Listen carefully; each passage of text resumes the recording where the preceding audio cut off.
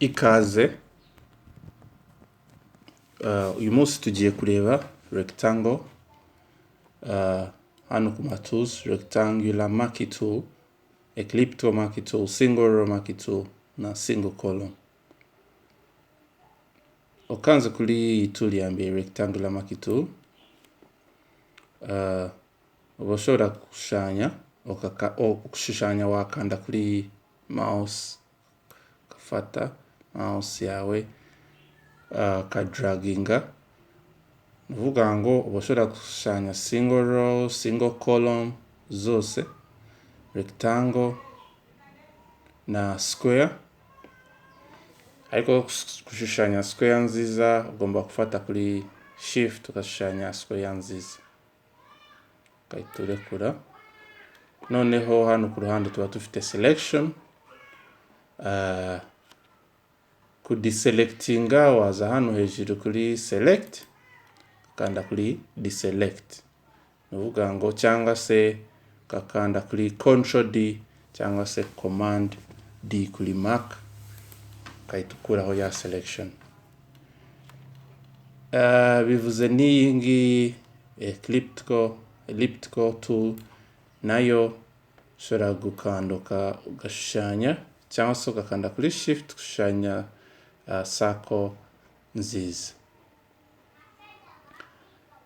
Ikindi kintu twareba kuri izi tool, igihe washushanyije ushobora kuba ushaka ko wamuvinga iyi circle, wenda wayishushanyije ahandi hantu utashaka, wakanda kuri space bar.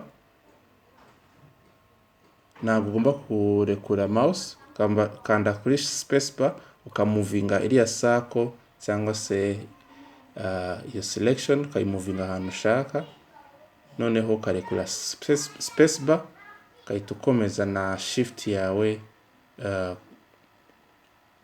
kushushanya ukahita urekura.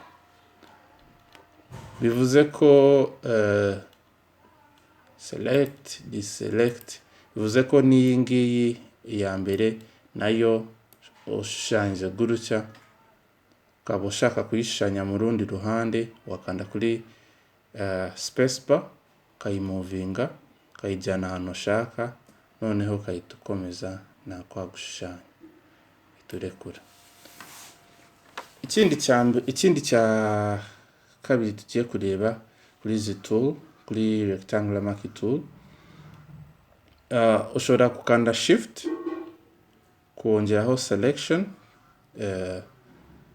Ukanze shift kuri keyboard mouse yawe yagaragaza ko ifite plus button, noneho bivuze ko ushobora kongera selection kuri ya shape yawe. Ubungubu urabona ndimo kugenda nyongeraho selection, ariko kugabanya selection bikasaba ko wakanda kuri alt yo yazana minus.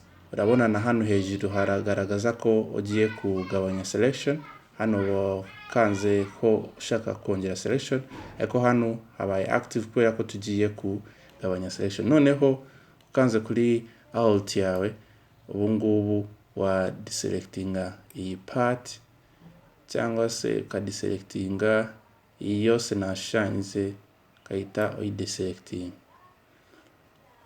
Bivuze ko shift yagufasha kongera selection, alt yagufasha kugabanya selection. Ikindi kintu twareba, twamenya ko iyi selection washyiramo ibara. Ushyiramo ibara sasa, waza hano kuri paint bucket tool ukaselectinga ibara ushaka gushyiramo. Hano ukaza kuri color picker ugaselectinga ibara wenda ushaka ubururu. Okay, sasa rero ugashyiramo wa bururu wawe, cyangwa to undoing, Ctrl Z then Ctrl D to deselect. Ushobora kuba ufite iriya selection yawe, ukaza hano kuri layer, new fill layer, solid color, cyangwa se ukashyira mu gradient cyangwa se pattern, ukagenda kuri solid color, noneho ugakanda OK.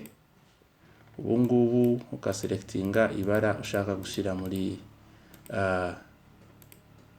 shape yawe, kanda OK. Ubu ngubu impamvu iyi selection irimo kugaragaza impande gutya ni kubera ko hano hari feathered. Ukanze Ctrl Z na Ctrl D ushobora kugabanya feather hano ukayishyira kuri 0. Noneho ubu ngubu ushushanyije agenda kuri layer, new fill layer, solid color, OK. Urabona za mpande OK, za mpande zigaragara neza kubera ko feather iri kuri 0. Bivuze ko igihe ushaka creating zino mpande ziri feathered cyangwa se ziri zitagaragara gutya, wayongera feather hano hejuru ka creating shape yawe ifite feathered edges. Murakoze, tuzaba tureba izi marque tools ku buryo twazikoresha mu mafoto turi mu kuya editinga n'ibindi bintu bitandukanye.